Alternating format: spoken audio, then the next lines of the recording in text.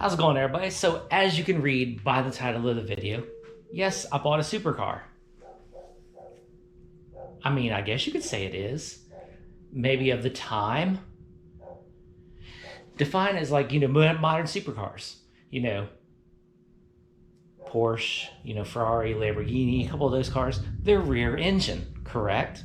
So that's what I have. I have a rear engine car. Hence supercar, right? Come on. And here it is. I have a 1963 Chevy Corvair. Yeah, the dog is just gonna bark the whole video. So there it is, my supercar. Now, like I said, of the time when this thing was made, yeah, could be. Yeah, jets are flying around like crazy today. All right, so here it is.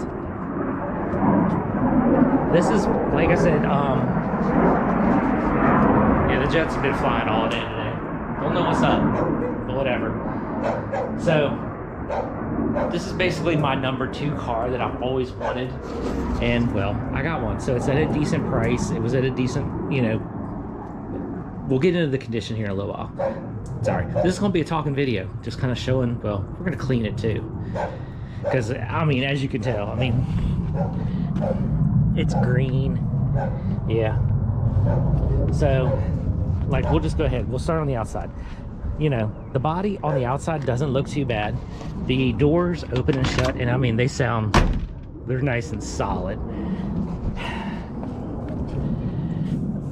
Body line's a little messed up. It's got some surface rust on it. It's cracking right here. It's dirty. There's no rust in there, which is actually a good thing, because a lot of times, usually, it's common to rust in there. Door opens and shuts. It was hit right there, so that's something we're going to have to address, is, digging into that area right there. And when it was a hit, you can kind of see the trunk and the body are overlapping right there. Like I said, something we got to address. Now, again, rear engine. Let's get this thing open. Oh yeah, so this right here, they had a couple different motor variations.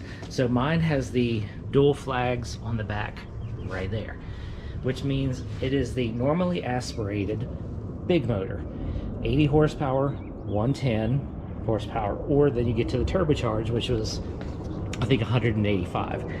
This right here represents, when you have the dual flags on it, it is the 110. So this has the 110 horsepower motor in it.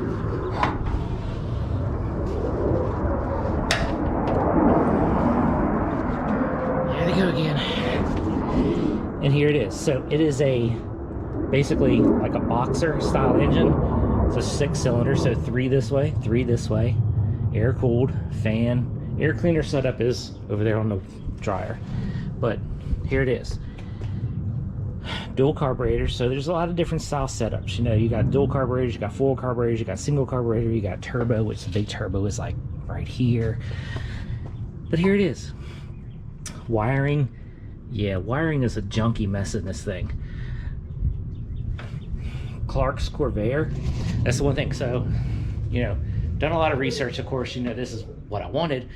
Clark's Corvair, hey, hit me up. Yeah, that'd be nice. That'd be really nice.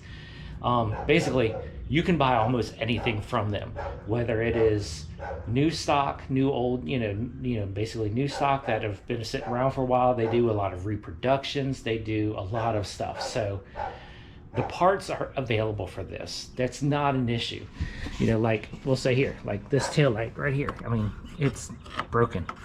Like it's supposed to look kind of like that one, even though this one's slightly corroded up. You can buy new taillights for this thing. New wiring harness, which it definitely needs. So basically there's an engine wire harness, there's a body wire harness, there's a couple, like underhood type things. So basically we're going to be switching wire harnesses out on this thing. It's still going to stay the same style, which is this nostalgic, instead of going to a modern era, just because The ones that I can get is the nostalgic. It's basically plug and play. So you can get painless, you know, all that kind of stuff. We're not going to get into that. We're just going to get basically a new plug and play system for this thing. Just the way it is. All right, drop my keys. All right, now let's get under the hood now. Oh yeah.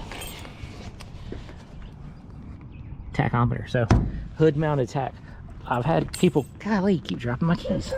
I've had people question, you know, is that a tack? Yes, it is. Whether it's a factory option or an aftermarket option, you know, not sure, but factory hood mounted tack. Underneath the hood, yes, parts. Here's the door sill right here. Carpet. A lot of this stuff is going to get trashed. We're going to keep some of the good parts, you know, the door sills, the trim, the ductwork right here. This is the panel that goes over the shifter. Well, not the shifter. We'll get to that in a minute. The tunnel. This one, it's there, but it's a little worse for wear.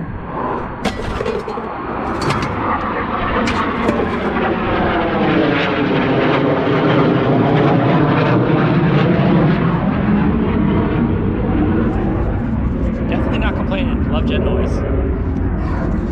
But we're gonna go through this. We'll clean this up on another day. There's the wipers, you know. So there's stuff here. You know, brake master cylinder looks pretty decently clean. All this needs cleaned up, you know, this and that. It isn't like hugely overly bad. So now this is a 63. I was looking at a 65, and the difference is the roof line's a little more squared, a couple suspensions different, and one thing that's a big difference is the A-pillar. So 63s, you know, in the first generation of these, you know, early production has the B-pillar. Later production has no B-pillar, so the window and the pillar all together, so it gives you one big wide open space. That's not that big of a deal. These windows do roll down. I have the wiper roller up or downer thingy right there.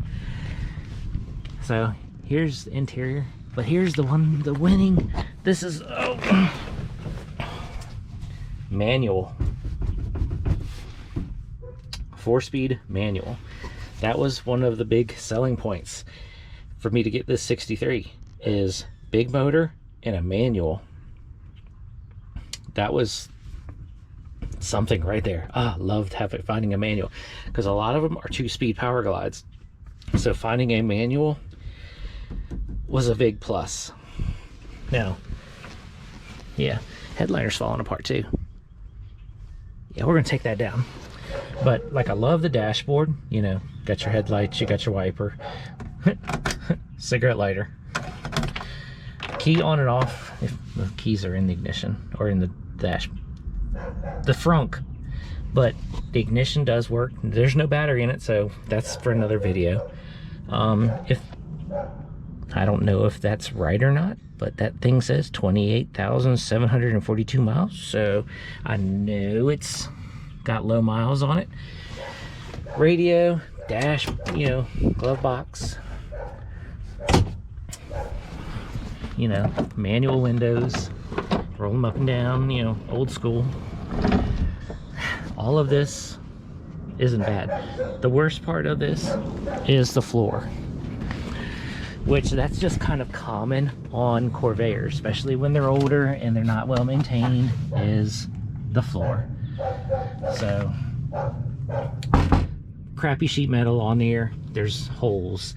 That one panel that I had is what goes over top of that, which is all the brakes and the wiring, all that kind of stuff. It goes over top of that right there. Gas pedal, of course, that fell off. But the floors in this are pretty bad. Clark's Corvair, again, hit me up. They sell all the panels for this. So basically, you've got one panel here, one panel there, one panel here, one panel there. So not a big deal. There is some rust behind the seats back here. The heater comes through, you know, like it through there, comes out through here. So the floors are, I'm gonna say they're toast. I mean, like, I don't know if you can see in daylight over there.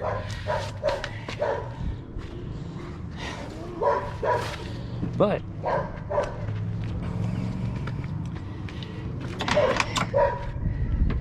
I mean, you can see like holes right there,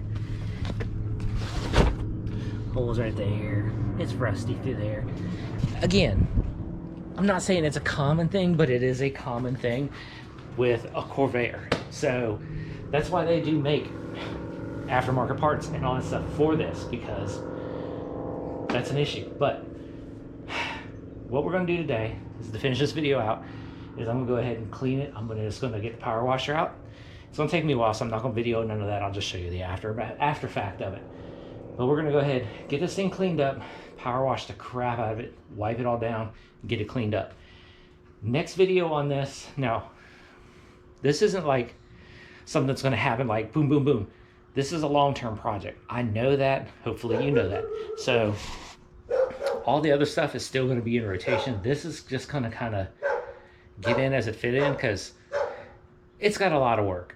So don't think that this is going to take center stage, because it's not. It's going to, I'm probably going to do about 2 to 3 videos on it right now. So this video, the introduction of my supercar. Then next video, we're going to address the motor. We're going to see if it'll crank over, see if we can get it to fire off.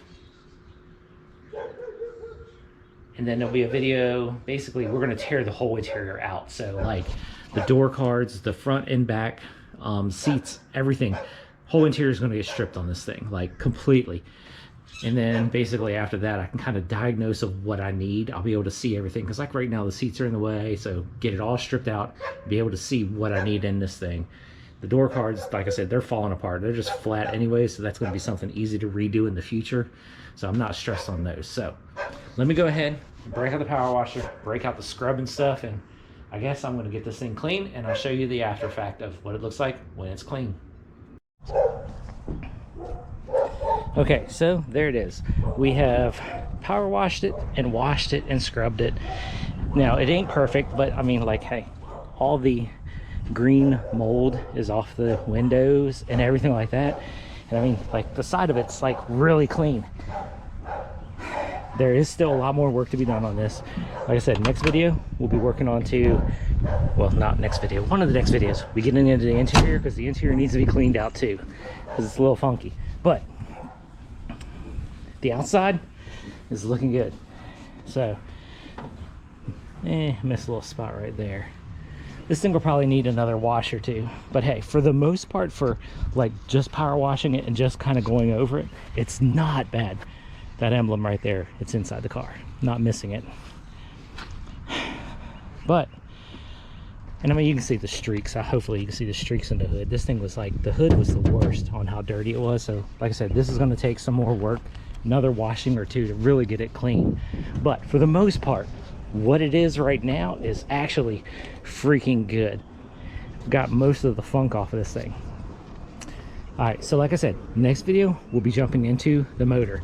So I guess, like I said, there's only going to be about 2 or 3 of these right off the bat. Then we're going to start getting into the other stuff and kind of rotating this around, because like I said, long-term project, lots of work that needs done on this. So I guess we'll catch you in the next one.